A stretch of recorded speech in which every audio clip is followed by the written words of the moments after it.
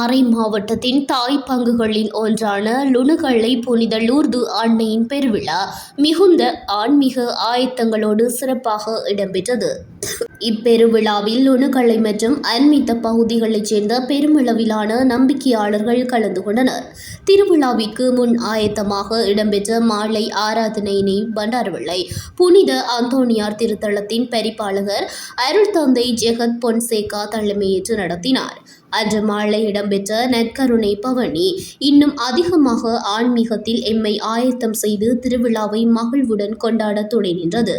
வருடாந்த திருவிழாவினை கார்மேல் சபையை சார்ந்த அருள் தந்தையர்கள் சிறப்பித்தனர். பின்னர் அன்னை மரியின் திருச்சுருவ பவனி லுணுகலை நகரில் இடம்பெற்ற விசேட ஆசீர்வாதத்துடன் திருவிழா இனிதே நிறைவடைந்தது.